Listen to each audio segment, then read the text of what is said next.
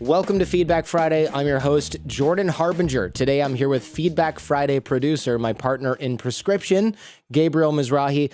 On the Jordan Harbinger Show, we decode the stories, secrets, and skills of the world's most fascinating people. We got to remember to change brilliant to fascinating. I did it right there, Gabe, but let's change it in a template.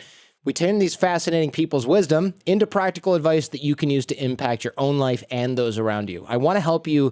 We want to help you see the matrix when it comes to how these amazing people think and behave. And our mission here on the show is to help you become a better informed, more critical thinker so you can get a deeper understanding of how the world works and make sense of what's really happening, sometimes even inside of your own mind. If you're new to this show, on Fridays, we give advice to you. We answer listener questions. The rest of the week, we have long format interviews and conversations with a variety of amazing folks, from spies to CEOs and athletes, authors, thinkers, performers. If you want to know where to get started, the advice episodes are great, sure, but if you want a selection of featured episodes with some of our favorite guests and popular topics, go to jordanharbinger.com. We'll hook you up. This week, Gabriel, the episodes were bonkers. I had this guy on, Anthony Salvatore Luciano Raimondi, okay? Lucky Luciano, right? Ring a bell?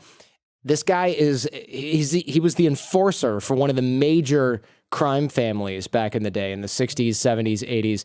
His stories are absolutely bananas.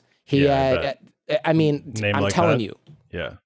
First of all, when you have four names and they're all Italian, holy moly. Yeah, right? you can't, your life is going to be insane. It's going to be insane. And in addition to that, I'm trying to just sort of like manage expectations here. Okay, without sounding hyperbolic, he has done major heists, and his crew was involved in assassinating the Pope. I'm sorry, what? Yeah, I know. His crew was involved in assassinating a Pope. Uh-huh. Yeah. Which installment of the franchise is this? Or is this is actually in the interview?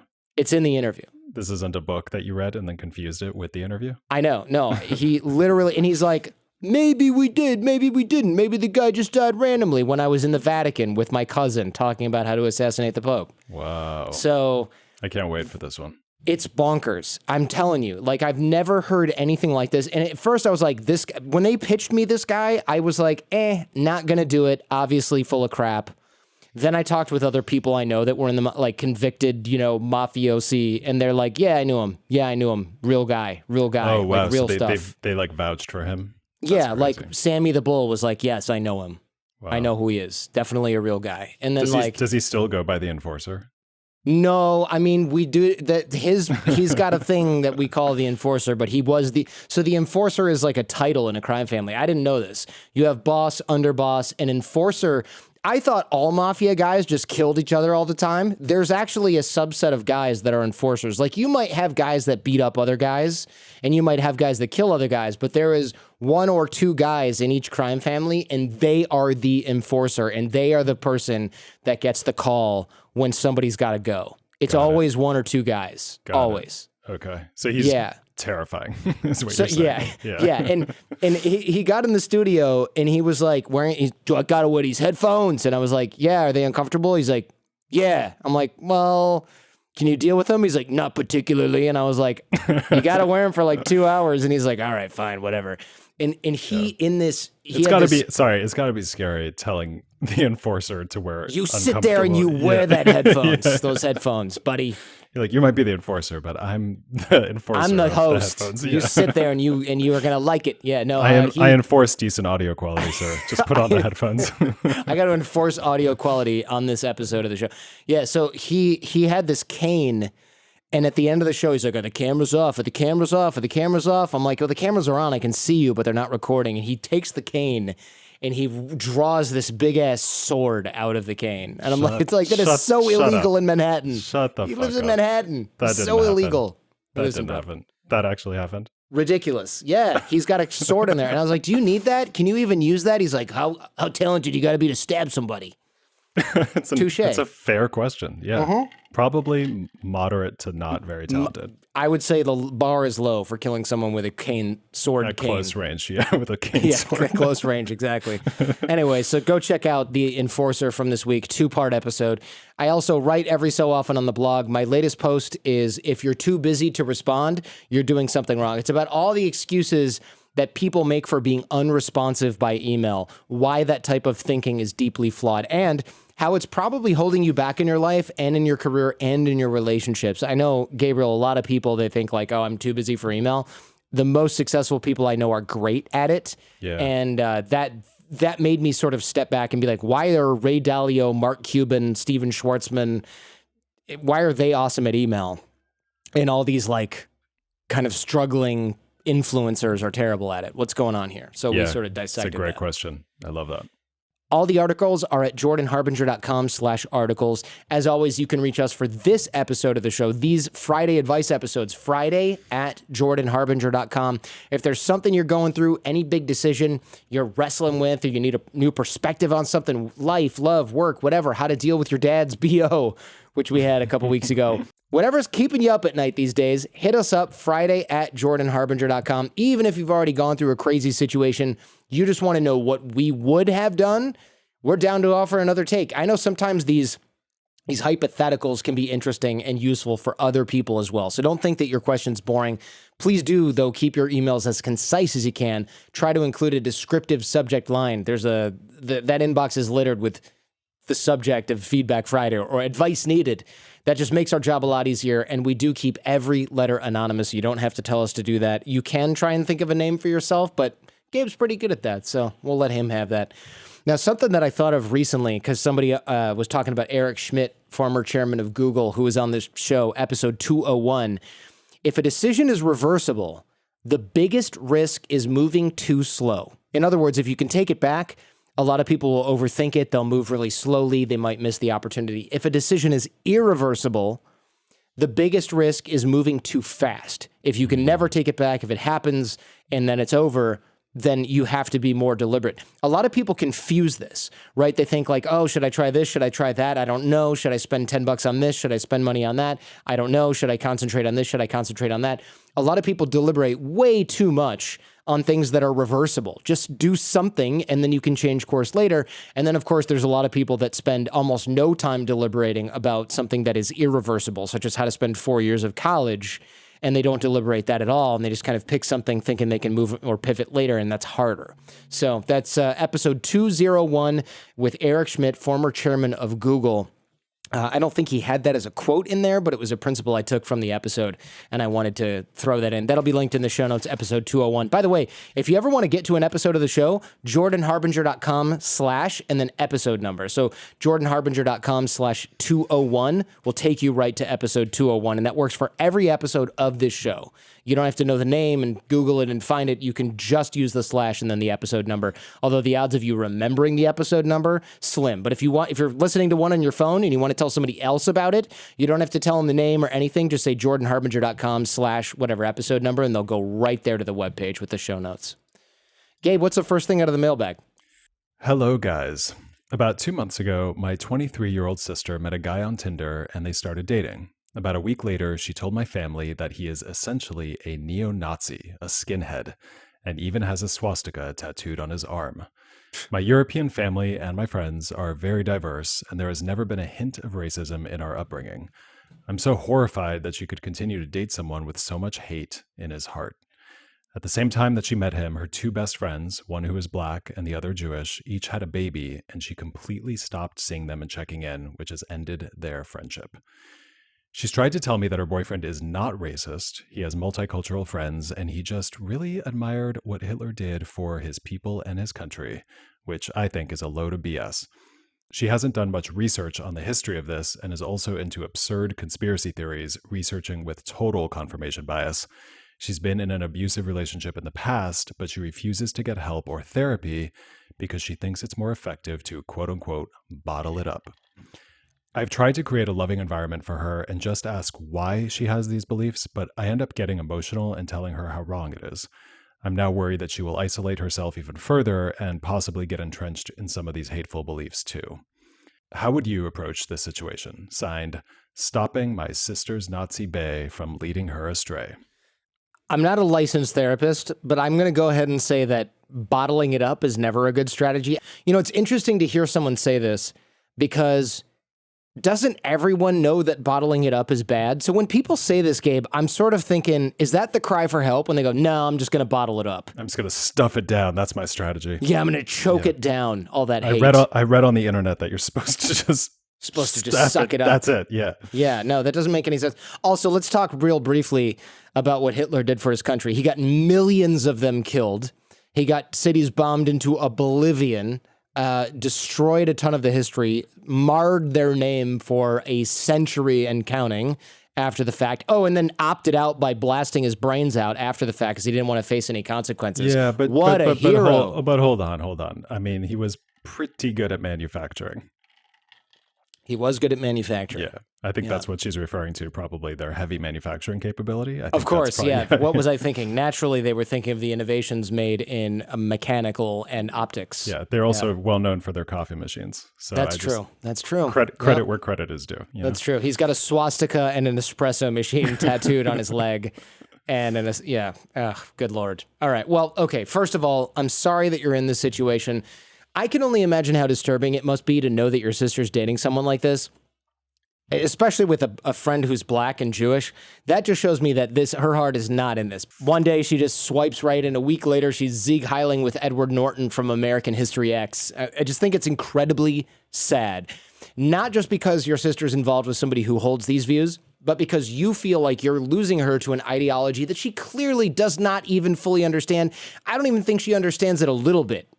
All she understands is that she's got to ditch her other friends for this yodel. And I'm really glad that you reached out because what you're going through here, it's obviously very personal. This is your sister, it's your family, but it's also something tons of people around the world are going through right now, especially as white supremacy and conspiracy theories are undergoing a resurgence, which candidly is just baffling, given how flawed and insane these theories really are.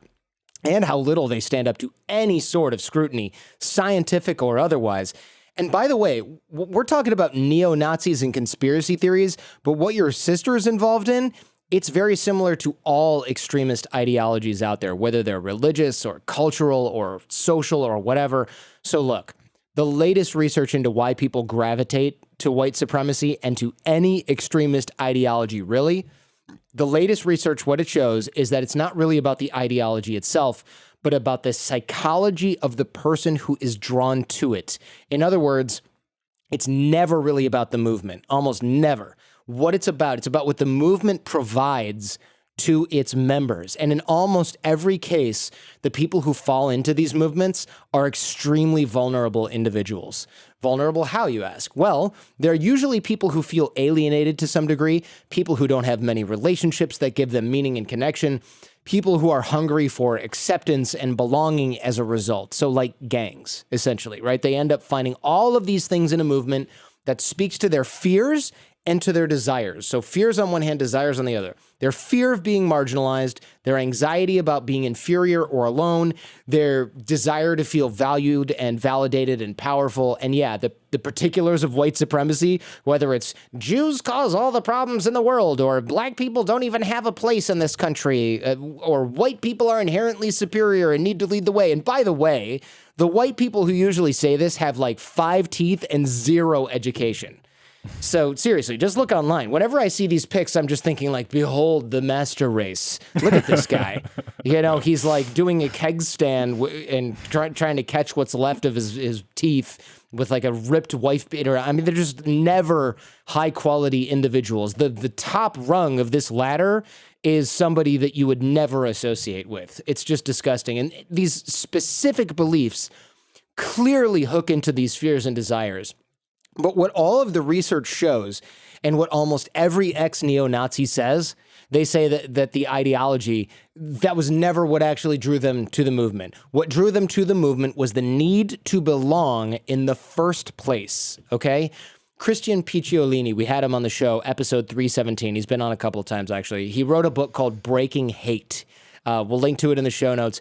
That's exactly how he explains why he became a neo-Nazi. He was the leader of one of the largest skinhead gangs in the United States, probably in the world. He talks about how he recruited so many people to the movement before he finally left. He didn't do it through ideology. He did it through vulnerability. He didn't hit people with a bunch of racist dogma. He lured them in with the promise of acceptance, period. And that actually squares with how you described your sister. You said that she hasn't done much research into the history of Nazism, obviously. She's into conspiracy theories. She follows her confirmation bias. That tells me she isn't really engaging deeply with her boyfriend's ideology. It's much more about subscribing to a community. We talk about this in the episode with Mick West. Gabe, if you could find out which episode number that is, Mick West on the show, him and I talk about on that episode why it is much more about, I know something other people don't. Oh, we're in an underground community of people. It's all about community and belonging. And this guy, he makes her feel like she's part of something, even if it means losing her close friends and now maybe her family. Yeah. That was episode 363. Mm-hmm. Okay, we'll link that in the show notes as well. Mick West, M-I-C-K West, not Nick, M-I-C-K, Mick West, episode 363.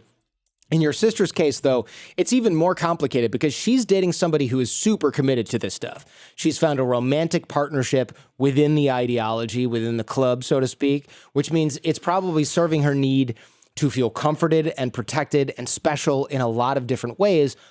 Plus, she's been in this abusive relationship in the past that you mentioned. She doesn't believe in talking about it, whatever that means. So she's suppressing and repressing a ton of baggage. And there is a lot going on with your sister besides this past relationship or this latest relationship. I'm sure you don't need me to tell you that, but it's worth calling it out because this is why you're having so much trouble getting through to her. My sense is that she doesn't want to be gotten through to, because if she did let you in, she would feel extremely exposed and probably pretty ashamed. Look, her best friend was black, her other best friend was Jewish. She knows this is bullshit, okay?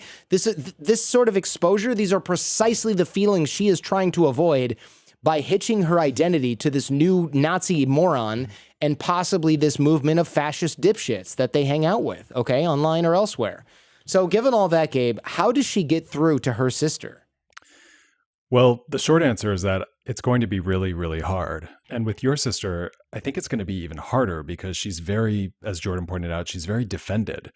You know, she's not drawn to reasonable intellectual discussion. Plus, she's falling for this guy. She doesn't want to lose him by even going near this stuff. I bet you're probably going to be threatening her source of love, her identity, her very sense of self. And in many ways, it's like talking to a cult member or a religious extremist. Like we said, these movements share so many elements. There's just too much at stake for her to consider another point of view right now anyway. But it is definitely worth trying. So here's how I would do it. In general, I would try to talk to her about what she's thinking and how she's feeling these days, rather than talking about the beliefs that she holds themselves. Because the beliefs, those are going to be very hard to work on for all the reasons that we just said. But how she's feeling and what she's thinking, you know, that's something you might be able to make some progress on. You could ask her how her mood is these days, how work is going, what her relationship with this guy is like. Invite her to open up with you as much as she can, as much as she's willing to, and get her to talk about her experience without trying to attack the ideas that you find so distasteful. You will have to work very hard to not interrogate her or judge her in these conversations, which is difficult. Let's just acknowledge how hard that is. It will take some practice. If you can stay in that place of curiosity and empathy with her, I think you'll start to build some trust and rapport between the two of you, something I bet she doesn't feel a lot of these days. And if she does eventually open up to you, then she'll also open a window for you both to look at some of her beliefs without threatening that whole sense of self. Hopefully, what she'll start to reveal in these conversations is just how vulnerable she really is. Now, you can guide her there, but I would be very gentle about it. It'll probably be pretty tempting to steer her to the conclusion that you want to hear, which is some version of, yeah, I'm terrified that I'm irrelevant and my boyfriend gives me a sense of love and superiority, or, you know, I'm too afraid to challenge his gross beliefs because then he might leave me, right? Like, it's going to take some time for her to arrive at those conclusions. You have to resist the urge to push her there. But if you're patient with her, if you let her talk, if you mirror back what she's saying to her and help her along, she might eventually say something like, I don't know, I don't really feel like I have a direction in life right now, or I never really felt understood until I met John, this guy, or, you know, I have trouble making up my mind, something like that. And if you ask her to explore some of those comments and get to the root of them, she might eventually say something more fundamental like, I'm really lonely, or I don't really know what I believe. Or, and this is what I'm suspecting will eventually happen, she might say something like, I just feel like there are very few people who will ever really love me. Look, people don't seek out trash-ass neo-Nazi simps for relationships. They settle for them when they feel like they have no other options. That is what I think is going on here. She didn't go find this Prince Charming and go, oh crap, he's also a neo-Nazi. She just found some bottom barrel guy who would pay attention to her, and she's like, this is where I'm going to get my self-esteem, because she has low self-esteem, low self-worth.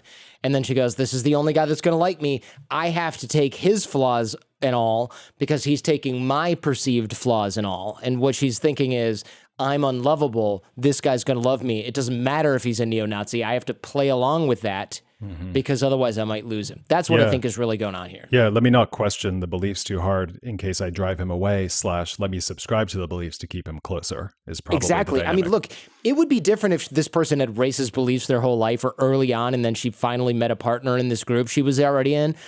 This is a woman who had a black and Jewish best friend and then meets this dipstick on the internet or whatever, and then suddenly is like, yeah, I believe in all this Nazi stuff, can't hang out with my friends anymore. That is just pure low self-esteem. Yeah, and when you put it like that, it's encouraging because it means that she didn't have this very gradual and deep conversion to the beliefs, but that she quickly adopted them in the context of this one relationship. Exactly. So if you can drive her to this point in the conversation, like I said, it's probably going to be several conversations over a longer period of time. But if you can get her to that point where she starts to acknowledge these more core beliefs, at that point, you could ask some follow-up questions like, do you think dating John makes you feel less lonely? Or is that why you've been reading up on all these theories online? Theories, you can say. You don't have to call them conspiracy theories, but you can ask her if that's why she reads up on them online. So, do you do that because you want to know what to believe?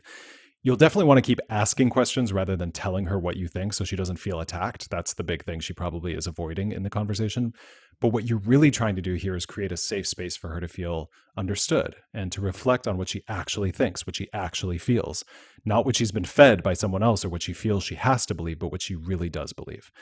But you're also encouraging her to take responsibility for these views and to build a better relationship with you, to build a stronger sense of self. The more you can draw her out and make her feel supported while she does that, the more I think she's going to provide the answers herself. And that's what you really want, because ultimately, that's the only way she's actually going to change. And if somewhere in here you could convince her to talk to a therapist, that would be huge, because she has a lot of stuff to work through, stuff that predates this latest boyfriend, and that is probably very old and complicated, I would guess. And without that help, it'll be pretty hard for her to see herself clearly and get better. So that's something to keep in mind. I wouldn't lead with that, like, hey, you really need to talk to a shrink because this shit is cray. But if she does start to open up and realizes how difficult it is for her to wrestle and sort through all of this stuff, that would be a nice moment for you to say, hey, that's exactly why people talk to somebody. Have you ever thought about that? Because the problem to me, Gabe, it sounds like her sister's not very willing to open up from the sound of it. Yeah, right. This is like, she's not just going like, hey, I want your help getting away from this tough situation. She's like, look, man, I finally found somebody. Just leave me the fuck alone. Right. That's kind of what I'm feeling. And that's why this is probably going to take a lot of work and patience on her part, the writer's part, before this starts to pay off. Or she, the sister might never open up. And if that happens, then you're going to have to let your sister hold the beliefs that she wants to hold and date the people that she wants to date. And you're going to have to bear the anger and the sadness that come with allowing someone you love to do something that you profoundly disagree with. And that is where values and boundaries become really important. And a lot of deprogramming experts, they talk about this, how you have to be empathetic with people like this, how you have to be patient, how you have to be understanding, yes, but how you also have to hold people accountable for their views and how you have to know what you will and will not tolerate from them. In other words, you have to balance your compassion for somebody with your integrity. So you might decide that you'll sit there very patiently while she yammers on about everything Hitler did for his country, how he helped, start Krupp or whatever, and how they now make wonderful coffee makers that are in your kitchen or whatever. Is that really a German company? Is that where you got that from? I never got that reference. I'm pretty sure that's a German company, if I'm remembering high school. I just want to make sure we're not like slandering this poor company that's like, dude, we're not Nazis. I'm not saying that Krupp is a Nazi company. I just think that I'm pretty sure they were founded. Yeah, it's a 400-year-old German dynasty from Essen. Okay. So I'm going to say that they were. It was well before Hitler. Well before Hitler, but I believe that we're getting way off on a tangent now. But I think that they were. I just don't want to get sued. Yeah, I think they were pretty powerful during the Nazi regime. But that's fine. I'm just saying you can sit there while she talks about that. But if she starts talking about how black people need to just get over it, or how Jews invented the Holocaust so they could move to America and take over the media or whatever, then, you might decide you're going to call that out. Maybe you'll say, listen, I find what you're saying right now extremely misguided, extremely hurtful, and I just hope you do some research before you say stuff like that and then change the topic. Or you might say, look, I'm sorry, but I can't be part of this conversation, and then just politely leave the dinner table. That's up to you. That's something you are going to have to decide for yourself, how much you're willing to put up with from her and her boyfriend if he comes to dinner. I don't know if he does, if he's welcome, and how you want to handle that stuff when it arrives. And how you want to handle that stuff when it arises. But whatever those boundaries are, whatever they are for you, that's really important. So I would take some time to get clear on them if your sister refuses to change. It's a Look Who's Coming to Dinner 2020 version. Yeah, like, exactly. Look who's coming to dinner. Oh my God, is he black? No, he's a Nazi. It's he's way, a Nazi. It's the opposite We're of flipping that. the tropes on the head for the sequel. Yeah, exactly. no, 2020 edition of that movie. No. Oh my God. Can you imagine the parents in this situation just being like, so we hear you think the Holocaust is made up. Mm-hmm. Do you want to talk about like that, green Anders? beans? Like green beans? Yeah. Okay. Who wants cheesecake? Yeah. What do you do? I heard you guys went to was it a rally on your first date? How was that? Yeah. What do you even do? Like, no common ground whatsoever. So awkward. It's so awkward. The guy sounds dumb as hell if his defense is, hey, I'm not a Nazi. I just think he did good things for his country. It's like, have you read any history at all? I mean, that's such a shadow belief to hold. Like, yeah. That's something people say when they're like smoke screening what they really believe, I think. Of course. I mean, has to be. Because you can be like, look, can we just acknowledge that they were really good at manufacturing? Nothing else, it was all terrible, but they were really good about that. Like, that's so different from saying, I really admire Hitler for what he did for his country. It just makes no sense. Like, it doesn't make any sense. If you look at any objective history or any even history written by people who are like, that was a calamity of epic proportions for the German people and for everyone in Europe, period. There's no way to look at that rewrites that. There just isn't. No non-delusional way. Jordan, do you think that she should stay close to her sister even if the beliefs get really bad? Yeah. So I kind of wanted to chime in on that as a final thought. Like, I would definitely stay close by, waiting in the wings, right? Because the wheels are eventually going to fall off this crazy relationship. She needs to know that she hasn't lost you, that she has somewhere to turn, because this is a person who already feels lonely, hence her dating this weirdo. So if she feels like she's lost you and the rest of the family, there's going to be no escape from this guy who's potentially abusive. And I don't mean he beats her. Maybe he does, maybe he doesn't. But at the very least, somebody with this set of beliefs is going to be emotionally abusive, right? Yeah, at the very least, there's going to be gaslighting and other kinds of crap happening. She should be the Catherine Oxenberg to her India Oxenberg. And that's a reference of, I will never understand your references. They're always way over my head. That's from The Vow, which just wrapped up its finals. I haven't seen that yet. Yeah, Got it. It's the docuseries about Nexium, and there's a plot line about a mother trying to get her daughter out of this cult, and it's heartbreaking. Oh, the actress, right? Yeah. Yeah, Mm-hmm. I saw them interviewed. So, okay, so yes, you need to stay close by, because if she loses everyone, she's going to wake up one day and be like, I have to get out of here, but everyone hates me now. Right. She has to know that you're still there, even if you think her fake belief system that she's adopted is a bunch of crap, which it is. She needs to know that in the middle of the night, as much as you guys have fought over this, she can call you and you will come pick her up and take her somewhere where this psycho can't come and find her. That's what she needs to know. Oosh, that was heavy. All right, what's next? Hi, Jordan and team. I'm a 21-year-old female who recently completed a degree in theoretical mathematics, which is every bit as horrid as it sounds. I've been working with a recruiter and just got approved to become a surface warfare officer in the U.S. Navy. If all goes as planned, I should attend officer candidate school in a couple of months and be on a ship as a naval officer before my 22nd birthday. I'm a people person with a large and diverse network, and I am stoked at the social and professional possibilities that the Navy holds. Here's the catch. I don't drink. I am a deeply religious person who quit drinking about a month ago. I don't believe there's anything morally wrong with it, but I've decided to hold myself to a higher moral standard, something like a stoic vow. My first question is, how do I explain this to my future naval companions in a way that is concise, honest, and not condescending? I own my quirky personality, but the last thing I want is to come across as judgmental. I don't want to give a cop-out answer like, I can't have just one, or it's a medical issue. Those aren't true and paint me in a negative light. And obviously, I'm not going to say, well, you see, I made this vow to God, because that's weird and awkward, and frankly, no one cares. What should I say? My second question is, how do I keep up with my peers socially and professionally without going drinking with them? I turned 21 in quarantine and am virtually illiterate in bar culture. Is it acceptable to go to a bar and just get coffee or soda water? Is it realistic for me to plan on being a perennial DD? Thanks so much. Teetotaler or teetotally lame? So DD, designated driver, right? Yeah, I think so. Yeah. Okay. Well, first of all, huge congrats on all of these incredible accomplishments. Theoretical math degree at 21, naval officer before you're 22, serious about relationship building from a super young age. I mean, I love this. You should be really excited about the career that's ahead of you.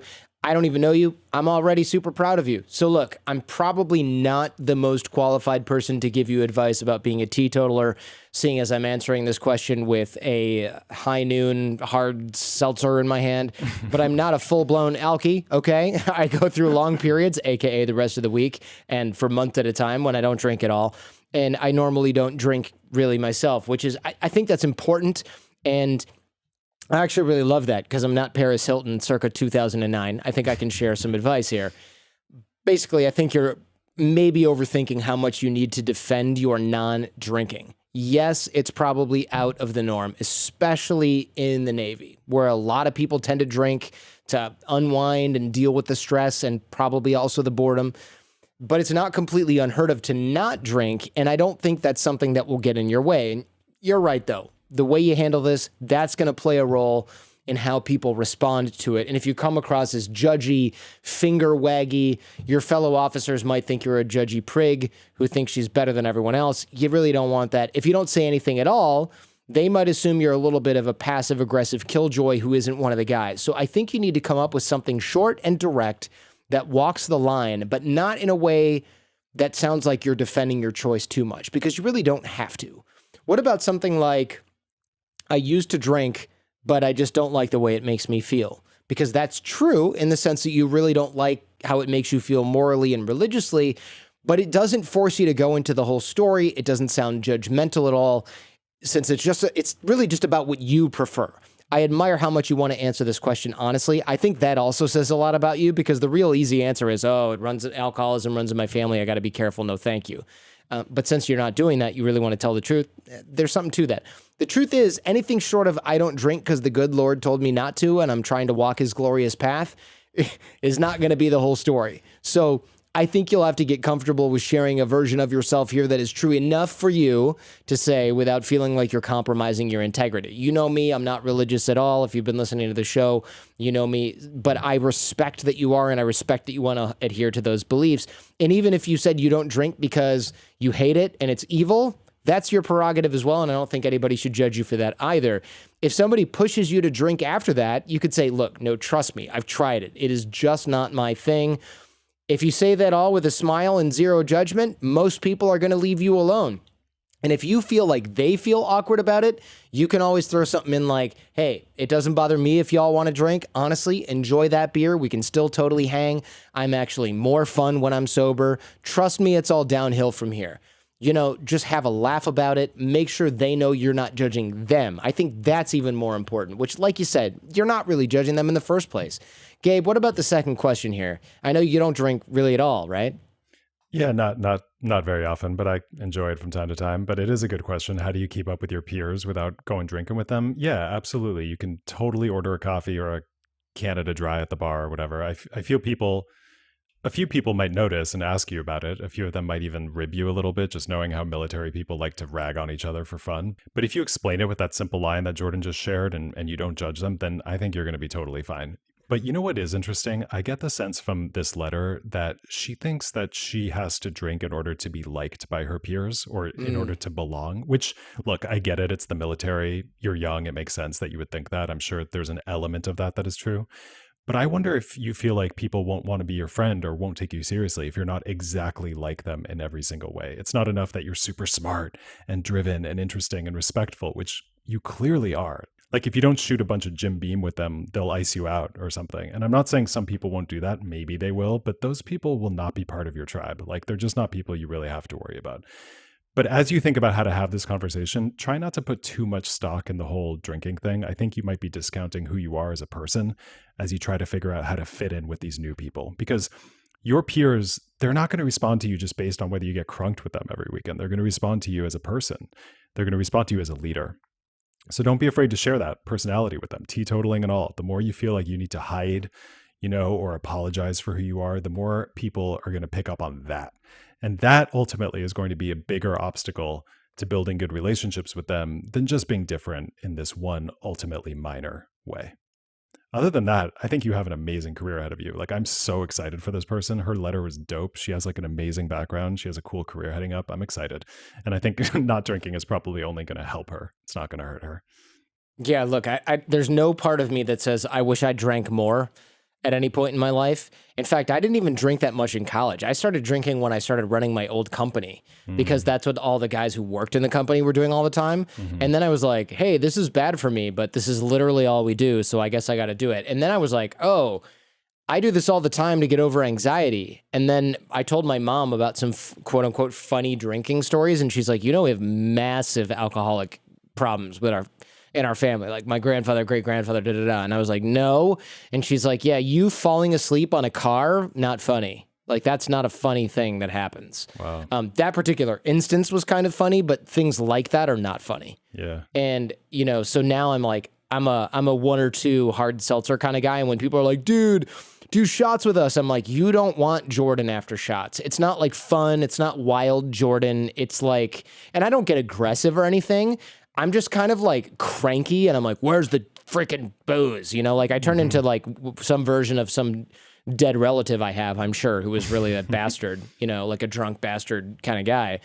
And again, I'm not aggressive, but it's not the finest version of myself. It's not the funnest version of myself. So if that's the version you're trying to avoid, and you're not going to lose out on any fun. There's so much fun to be had sober. Waking up in a good mood is always good. Waking up before 11 a.m. is always nice. You get a lot more time in your day, and you don't do things you have to apologize for later on, generally. So true. Good luck. Especially in the Navy, where I bet your sleeping schedule is all off. You're probably like grabbing sleep wherever you can get it. You're waking up at odd hours. You have to be responsible for a ton of stuff. Like, no, thank you. I don't want to have to deal with a hangover. Amen to that. On top of all that. Yeah. Absolutely. All right. What's next? Hey guys, I'm the best man at my friend's wedding. He has planned a bachelor party in Arizona next month, and I'm having massive anxiety about attending. My fiance is in the middle of her graduate program and has a 6-week clinical that would be occurring the same time as the bachelor party. If she were to get sick during this time, she would have to push back graduating for an entire year.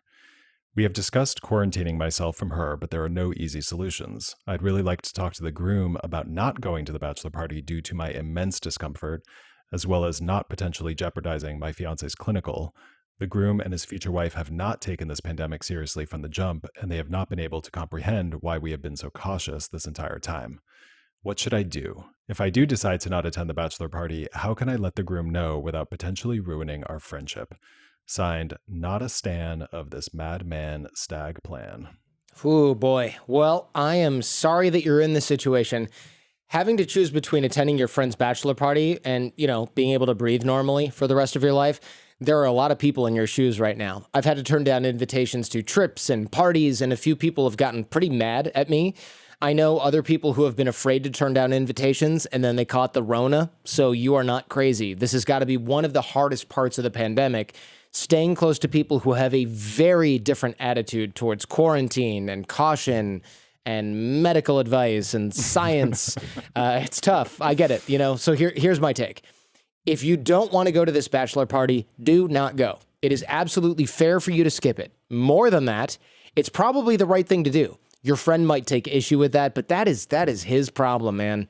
You have to do what is right for you and for your fiance. You have several great reasons to not go. You don't want to get sick yourself. You don't want to pass it on to your fiance and compromise her education. This isn't about you guys being down for a week, maybe. This is about, that raises the stakes significantly, Gabe, I think. Because it's like, if she gets sick, it's another year where she cannot earn money. Think about all that lost salary and that lost time and having to study and keep her studies up during that year so that she can do the clinical again so that you can go to Vegas for 3 days. No. You don't want to be another vector in this pandemic, especially as new hotspots emerge. The trajectory is worsening around the country, around the world, according to the latest data. You can point to all of these and be secure in your decision. You can't point to these to your friend because he doesn't seem to care and take it seriously, but that's what makes this the hardest part, right? Dealing with the groom's reaction. So how do you let him know without ruining your friendship? Well, I'd call him or write him in an email telling him why you can't come to the bachelor party. Tell him how badly you want to be there, how much you are looking forward to it will help, how difficult this decision was for you, and tell him that you don't expect him to agree with you, that you respect that he wants to handle this differently, but that for you, it's just not a risk that you can take right now. I wouldn't get into a discussion about how the virus works or the pandemic data or anything like that. He obviously doesn't know, doesn't care. Just tell him that you'd be kicking yourself if you got COVID because of the trip. Definitely mention your fiance and her clinical. That should take some of the heat off of you. Tell him you love him. Tell him that you're thrilled to be part of his wedding, but you just cannot hit an indoor steakhouse or a casino and a strip club in downtown Phoenix, whatever it is, in the middle of the Panty D. Also, don't use the phrase panty D. I think I went too far right there. Anyway, I'm proud of you for going there. That's my stance on that. It sounded so good coming out of your mouth. When I read on the internet, I cringe, but I love that. I just committed right there. That was great. Anyway, after that, reiterate that you're looking forward to the wedding and you're looking forward to planning tons of trips together when the pandemic is over. And if you do that, it'll be really hard for him to get mad at you. You're not defending your position. You're not judging him. You're not dropping him as a friend. You're just saying that you can't go on this trip. I would understand this if I were in his shoes.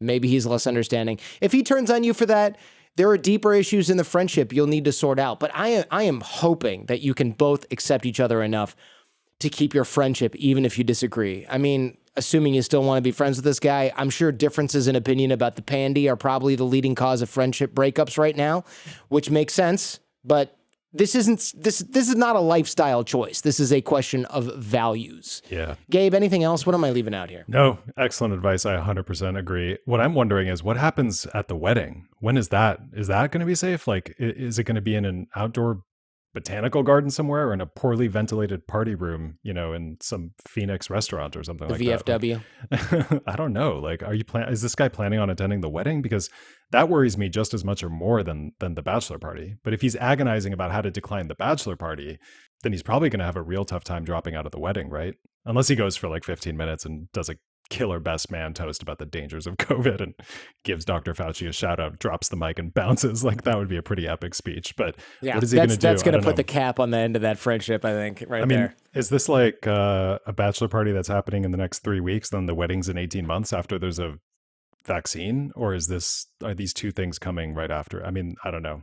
There's a larger conversation coming, I think, here. But as far as the bachelor party goes, 100%, if you don't want to go, do not go, and you're in the right. You're good. All right, what's next? Hey, Triple J. I don't want to sound tone deaf during this time, but I am fortunate in many aspects of my life, especially considering where I came from. But I always have a scarcity mentality, and I'm not grateful for what I have, financially, health-wise, relationship-wise. I know that everything can be taken away from me in a blink of an eye, so I tend not to be too comfortable with it.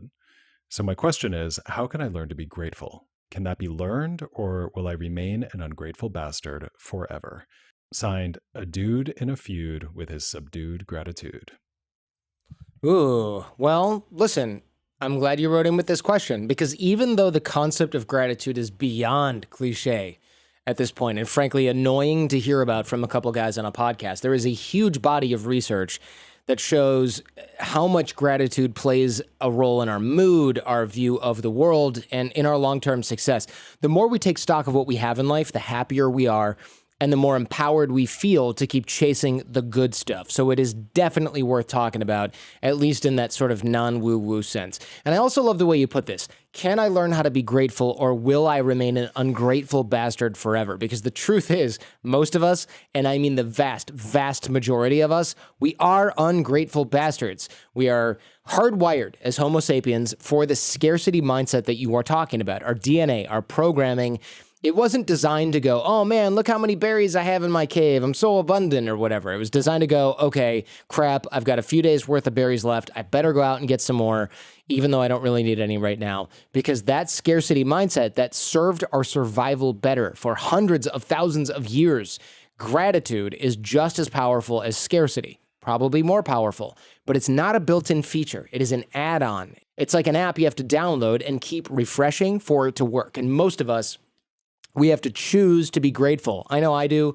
So don't beat yourself up too much for struggling with this. It is totally normal. So how do you become more grateful? Well, here are some quick things you can do to appreciate what you have a little bit more. First, let's start by acknowledging that gratitude drives a lot of our positive emotions and that it usually has to come first.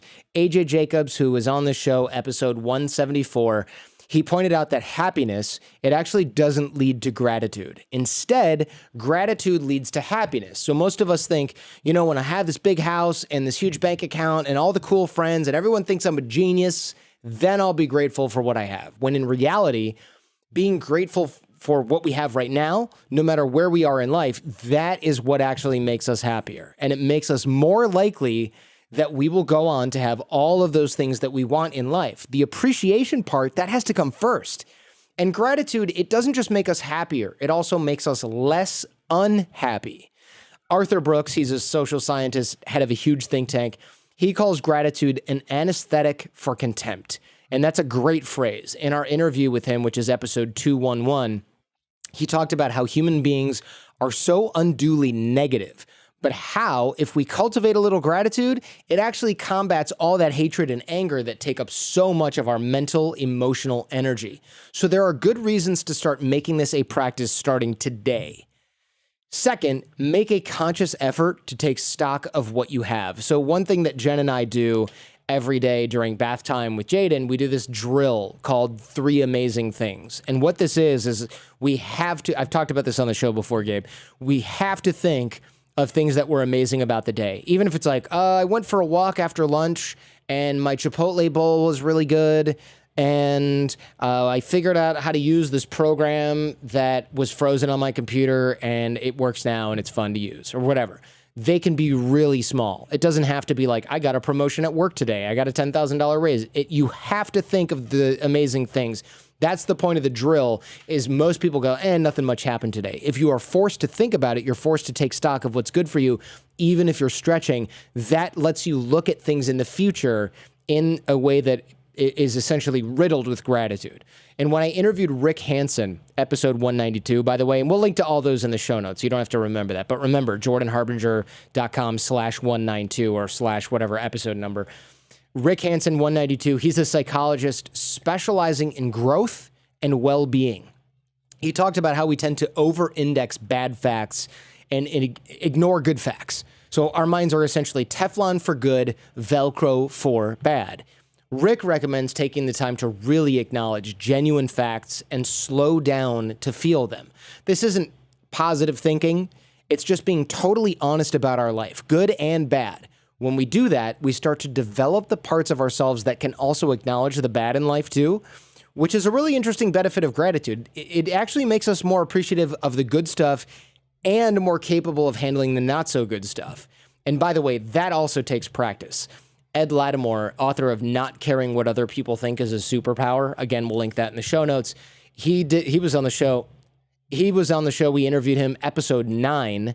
He talks about gratitude as a muscle. He said you have to start choosing to look at things in your life that make you miserable and say, could this be worse? In what ways could this situation be 10 times worse than it is for me? And that's not denial. It's not positive thinking. It's widening your frame of reference, choosing to not look at your own life so narrowly.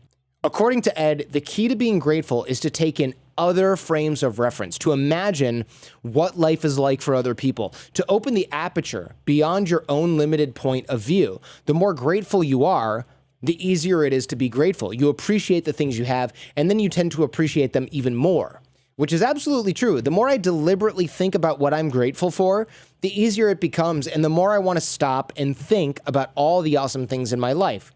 The hardest part of gratitude really is just beginning and then being consistent. That's why I do the drill with Jen during bath time, because we're always there. It's always sort of it's a ritual, right? It reminds us to do it because we're there. I don't have it on my to-do list and then we run out of time. I tried that before, it didn't work. At the same time, notice when your scarcity mindset pops up. Like I said, not a personal failing on your part. This is how we are wired. So just as you take time to be more grateful, also be on the lookout for those moments when your gratitude drops off. You're sitting there thinking about how you don't have a big enough apartment to host parties, and your buddy Trevor has a sick house, and why can't you have a sick house? And when are you going to be making that kind of money? And when will you know the right people to get ahead? And blah, blah, blah. Boom. Right there, catch yourself. Your evolutionary programming, your conditioning is kicking in again. Robert Greene, also best-selling author, he wrote The Laws of Human Nature, 48 Laws of Power, among other books, Mastery. In our interview, which is episode 117, Robert pointed out that envy is the opposite of gratitude. When we focus on what other people have and we don't have, we've lost our sense of appreciation. By the way, I do that all the time. I have to catch myself on this all the time. When we appreciate what we do have, we're not fixated on what other people have. Just noticing that relationship, that is huge. So stay conscious, stay vigilant. Don't beat yourself up if you lose your gratitude or you slip into envy, you lose track of it, you miss a day of 3 amazing things, whatever. It's normal. Just notice it, use it as an opportunity to realize that you have lost the plot and bring yourself back to that place of appreciation. And finally, once you do that, I recommend taking your gratitude into your relationships. Taking time to be grateful for things is important, but where it really becomes powerful, where it really starts to deliver concrete benefits, is when you apply it to your relationships. This could mean expressing your gratitude to the people in your life. Thanks, Mom, you've been awesome. Thanks, Dave, you killed it on this project. Hey, boyfriend, girlfriend, I'm so happy you're in my life. Thank you for being a part of it. Telling people how thankful you are is huge. Just think about how much it means to you to hear that from somebody else. Imagine how often you can share that experience with somebody else. Even if it pops into your head, shoot them a text, or if they're sitting in front of you, tell them. Jen and I do that all the time. John Rulin, my friend John, he's a leading expert on maximizing customer loyalty. And John talks about actively loyal relationships. Actively loyal relationships are ones where there's a deep sense of gratitude built inherently into the relationship, where both parties are connected through their mutual appreciation of each other. And in our interview, episode 157, he talked about how if you just take the time to really acknowledge people for who they are or what they do, you build a deep connection or a deeper connection. Because every single one of us wants to be known, wants to be acknowledged. So when you give someone a gift, whether it's a physical object or a thank you note or a short talk on the phone, that act of gratitude acknowledges them for who they are and what they mean to you. It tells them that they matter, and that makes them want to reciprocate, which creates this powerful feedback loop of gratitude, connection, and fulfillment. So this is really the best gratitude advice I can offer, and it's not theoretical, it's real, it is concrete. Think about all the things you have in your life. Feel grateful for them. It's great. But the real work of gratitude is applying those thoughts and feelings in your relationships. That's where they grow, and that's where they pay dividends. That's where they live on, even when you forget how lucky you actually are, because you can sit around thinking, man, I'm so grateful I still got my old Ford Taurus. Thank God I actually have a car. But if you call your dad on the phone and you say, listen, Dad, I just want to thank you for giving me that allowance back in high school. You helped me buy that Ford Taurus. Now I can drive to work and get around because of you. I mean, that's a whole another level of gratitude. And your dad feels that. And now you feel it even more because you told him. You both have all these positive feelings. Your relationship is getting stronger. The gratitude is feeding this much bigger experience.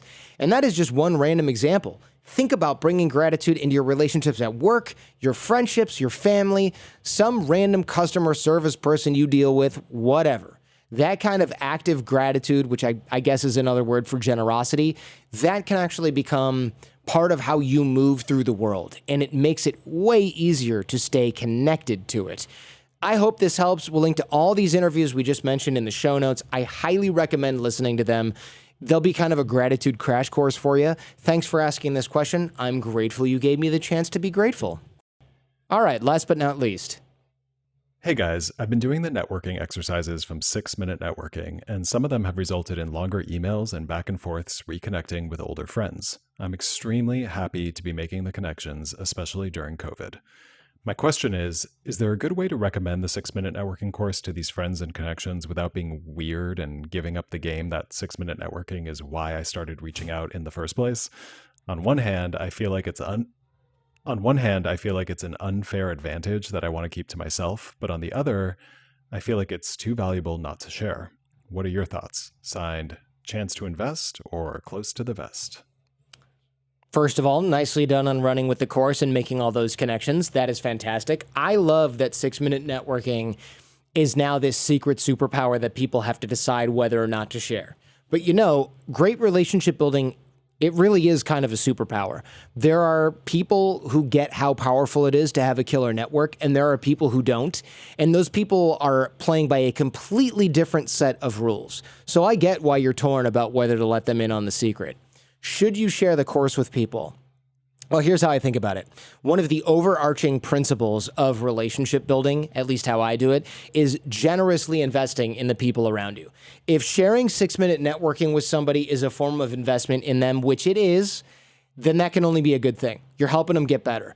They're helping other people get better. Both of your networks grow. Now you're both part of each other's circles, so they owe that to you. It's a win all around. You both increase your circles. The collective circle is bigger.